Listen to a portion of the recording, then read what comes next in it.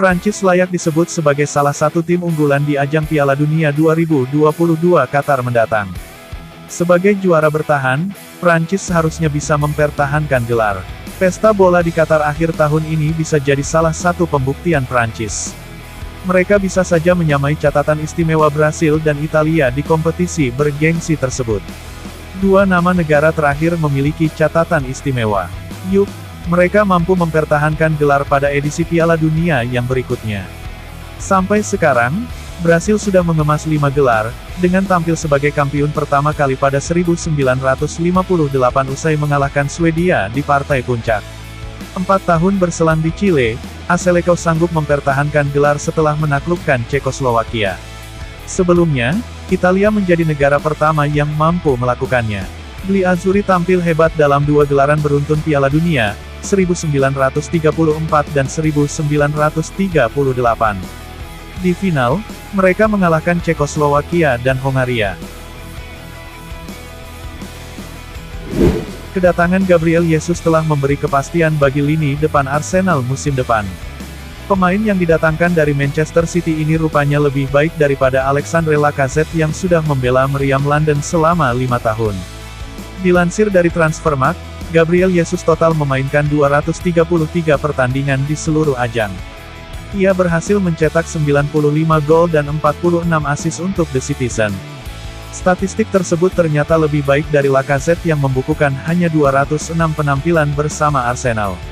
Di samping itu, pemain asal Prancis ini baru mencetak 71 gol dan 36 assist. Padahal, rotasi di Manchester City jauh lebih ekstrim dengan apa yang terjadi di Arsenal dalam rentang periode tersebut. Namun, Jesus bisa menunaikan tugasnya untuk mencetak gol lebih baik. Zlatan Ibrahimovic dikabarkan telah menentukan masa depannya. Bomber Gaek itu memutuskan untuk memperpanjang kontraknya bersama jawara Serie A, AC Milan. Kontrak Ibrahimovic bersama Milan sejatinya sudah berakhir pertanggal 1 Juli tahun 2022 kemarin. Spekulasi mengenai masa depan bomber asal Swedia itu pun semakin berhembus kencang dalam beberapa hari terakhir. Di sisi lain, Ibrahimovic saat ini tengah mengalami cedera lutut parah dan diprediksi baru bisa bermain lagi pada awal 2023 mendatang. Situasi ini tak menghentikan Ibrahimovic untuk bermain. Sky Sports kini mengabarkan bahwa Ibrahimovic dan Milan hampir menyepakati kontrak baru berdurasi 1 tahun. Persetujuan kontrak baru ini juga memiliki konsekuensi bagi Ibrahimovic. Penyerang 40 tahun itu diklaim akan menerima potongan gaji dengan nilai cukup signifikan. Ibrahimovic diklaim menerima potongan ini karena ia merasa bahwa fisiknya memang sudah tak sekuat dulu. Namun, ia masih ingin memberi kontribusi bagi Milan.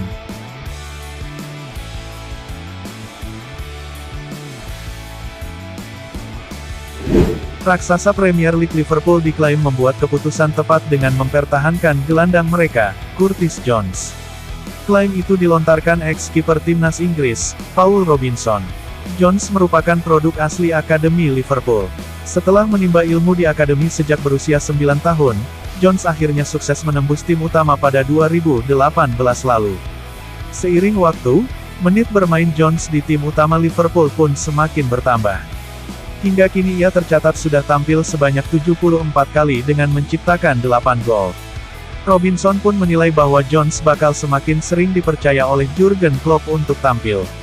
Robinson pun menilai gelandang 21 tahun itu bisa menjadi pemain kunci di skuad The Reds.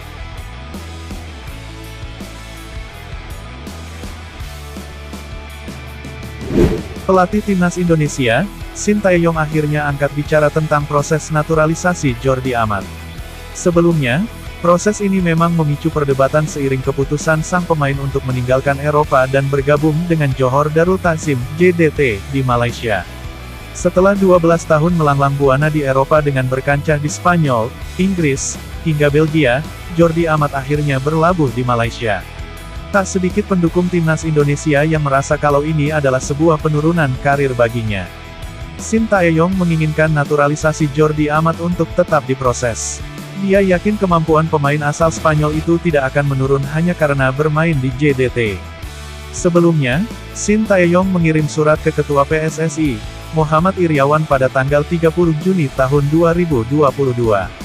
Intinya, dia meminta naturalisasi Jordi Amat untuk terus diproses.